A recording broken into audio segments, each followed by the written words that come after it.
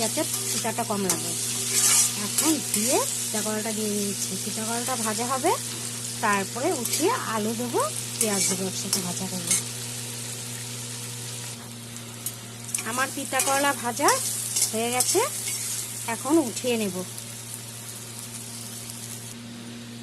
এখন আমি আলু ভাজা করব।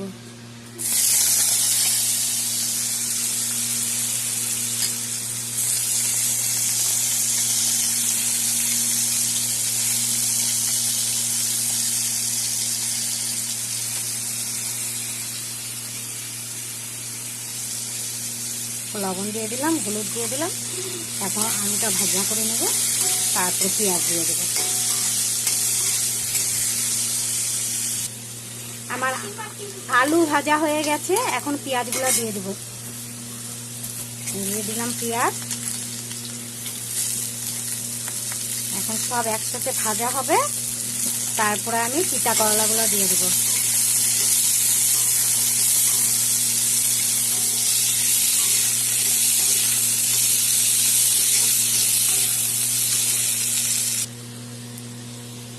আমার আলু পেঁয়াজ ভাজা হয়ে গেছে, এখন তিতা করলা দিয়ে দেবো।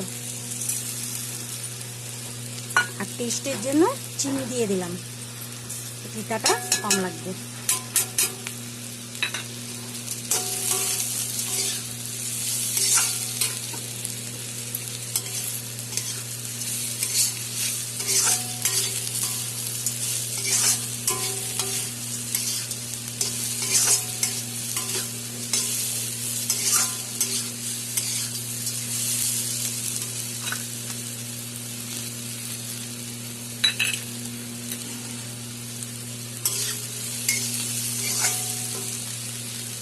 আমার তিতা করলা আলু পেঁয়াজ ভাজা হয়ে গেছে।